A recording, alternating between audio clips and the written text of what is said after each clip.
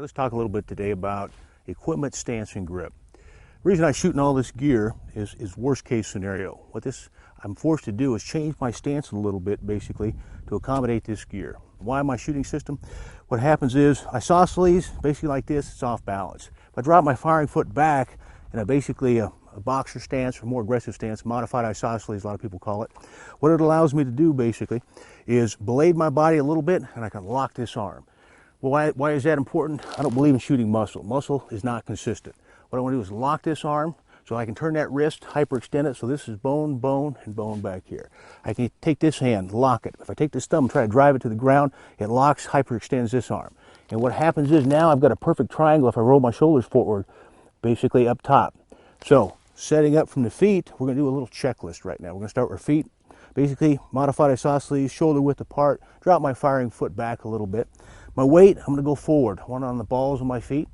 My heels are lightly resting on the ground, hips slightly forward, shoulders slightly forward of my hips, head slightly forward of my shoulders, and then I'm basically going to index the gun. When we index this weapon system, I'm going to come, we'll go ahead and check it once, check it twice, make sure it's clear. The grip on the weapon system. So I'm going to go ahead and grip it, and I do a straight trigger finger. Some people do a curve. I have no problem with this. Both systems work, but this is what my school prefers. The weapon system I want higher in the beaver tail right here, running straight down the bone of my arm. Now my offhand, which is critical, and I have to generally tune up some students on this, is I'm going to come in with my non-firing hand basically, and I'm going to index the gun. I have a little dot right there on my frame, and what I'm going to do is put my thumb in that same spot every time. What that does, it keeps my thumb off the slide, because every time that slide recoils, it's going to change your grip a little bit.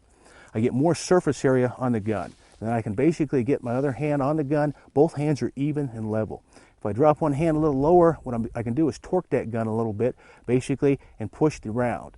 So there is a method to where some people come thumb over, but the problem with this is you're only getting that much surface area on the gun.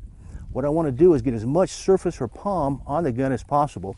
So again, I'll ride my thumb up high on that sweet spot. That's where my thumb finds every time.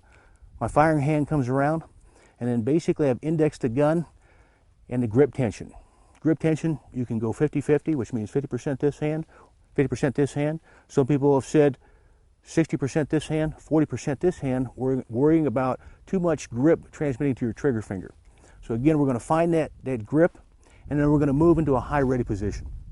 We're going to come back into high ready. School of thought on this is I'm going to let my elbows flop into my sides. A high ready position is the weapon is in tight, good retention position, and it's slightly elevated.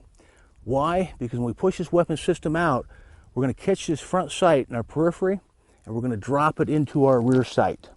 It's the most efficient way of doing business. If you can catch this right here, again, instead of bringing the rear sight up and fishing for your front sight, we're going to push the weapon out and drop that front sight into our rear sight every time.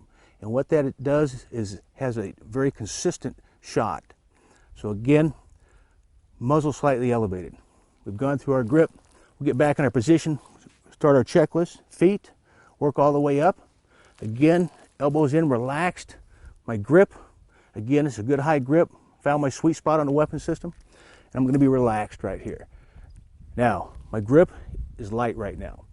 What happens is when I push the weapon system out, I'm going to actually firm up my grip at the end point right here when I hit my lock point.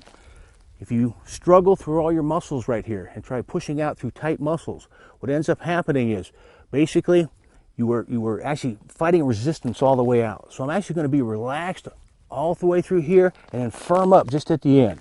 And I'm not going to push out so hard that I don't drop I can't find that front sight. I want to find it every time I push out.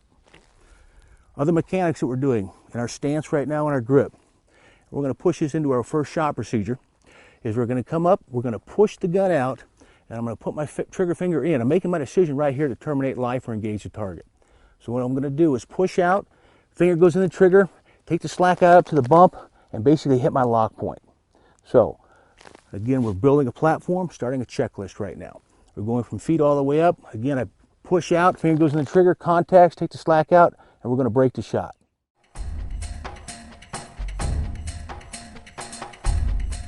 Built our stance and our platform to a good high ready position.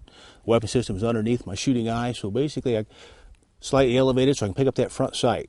what I'm going to do basically is push the weapon system out on target, making my decision to terminate a threat.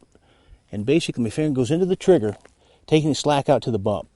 I'm going to hyperextend, basically lock, push on target, dry fire. Round's going to fire, gun's going to recoil. I'm going to pull the gun back on target, realign my sights, take the slack out for a second shot, never losing contact with the trigger. The target has fallen to the ground.